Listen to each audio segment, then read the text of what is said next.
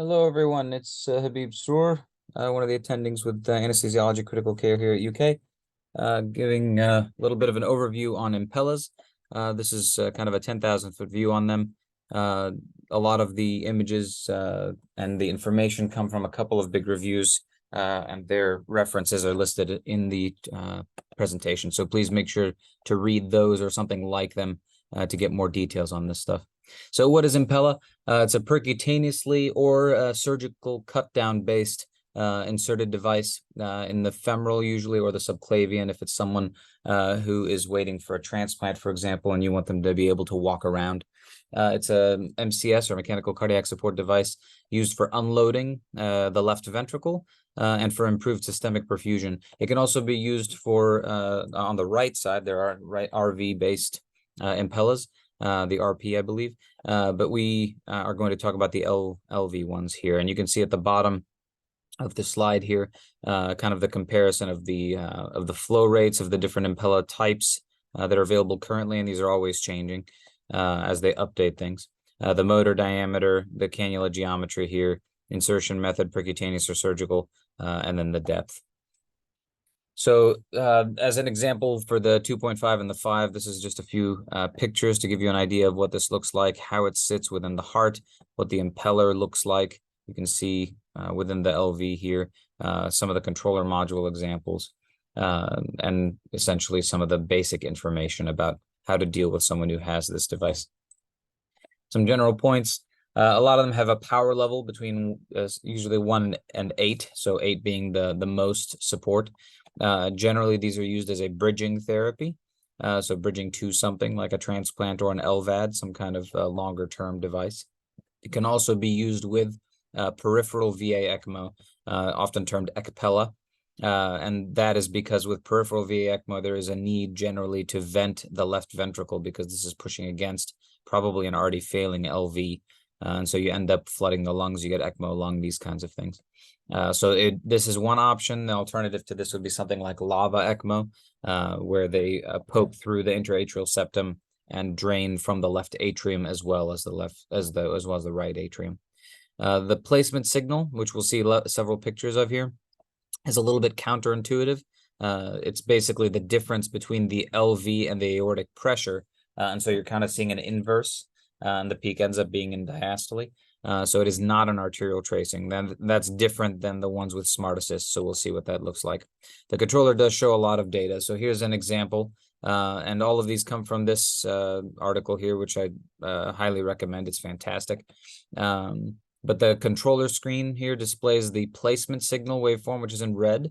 This is a non-smart assist device. A motor current waveform, which is in green, and a numerical report of the purge pressure, which is over here in the white, and the estimated pump flow, which is in yellow.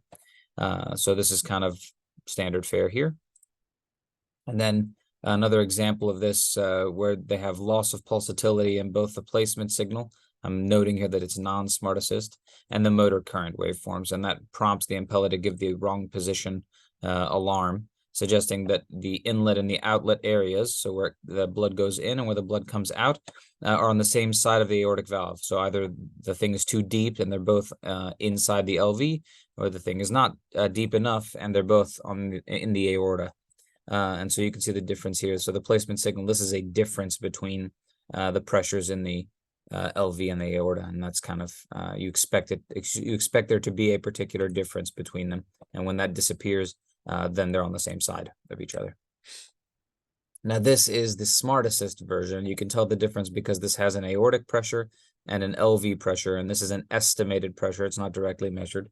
So you still need a swan, for example, if you want to get what your LV and diastolic pressure is. You can't really use this, and you can see why that is in bold down here. But basically there's the placement signal, which is an aortic pressure on the smart assist, and then an LV signal. And so you can kind of get an idea of the malpositioning based on what these look like. And it just takes some practice kind of thinking through what the different scenarios would look like here, and we'll show some examples. So when the placement signal and the LV waveforms are the same, here's an example. So that tells you that the Impella is sitting in the aorta, right? So this is not an LV pressure. It looks more like an aortic pressure. And then when you have a low native cardiac pulsatility, it may result in an Impella position unknown alarm. That's kind of what this will look like. There's also suction alarms that can happen where you can see where this LV placement signal kind of drops off to 0. So there's something like akin to like a suck down event, for example, that's happening. And you can see the power level listed here. So this one has a higher level capability. And then this is a normal or a stable patient on P8. And you can see that it is with a Smart Assist device, and what that looks like. Here's a suction alarm that's generated by a low LV diastolic pressure. And so when this is happening, remember it should trigger in your brain that there's a preload issue for the LV. And remember that you got to split the heart up into its two sides. And a preload issue for the LV doesn't necessarily mean a preload issue for the patient. It could potentially mean an RV issue or a pulmonary circulation issue, right? As you think more about this stuff. And then persistent alarms despite the fluid bolus and the lower power level, right? So you can drop the power level to allow the LV to fill a little bit more, and then you'll get kind of more of a cavity in order to prevent suck down type events. And then this is a situation where they recalibrated the waveform and caused a resolution. So some of this stuff just takes practice and exposure too. So positioning is really important, and this is a great opportunity to practice your ultrasound skills. But you get a parasternal long axis view, and you can see kind of a zoomed in picture here. So just for orientation, here's aortic valve. You can see the sinuses, and you can see mitral down here. And this is the device kind of sticking through here. And you can either use the railroad tracks that are coming across, or you can look at the echolucent area and then add 0.5 centimeter. But the depth, there's recommendations from the manufacturer and these kinds of things that you can kind of expose yourself to and decide which way you're going to go based on the image that you're seeing. You can also put color on, and you'll be able to see the aliasing on the inflow and the outflow. And if you see them both happening on the same side of the aortic valve, that gives you information, right? And then the bend, the natural bend, the curvature that happens in it, it should be bending away from the posterior lateral wall. Remember that if this is your ultrasound probe here at the top of the picture, the posterior wall is going to be deep, right? So you want this thing to come forward. You want to stay away from the papillary muscles, the mitral apparatus, and these kinds of things. When you go to reposition a device like this, you want to drop to P2 so that it's not, sucking on things as you're moving it around. One person ideally images, the other person repositions, and you kind of make note of the depths on the device as you're doing that. And we'll see some pictures in a second.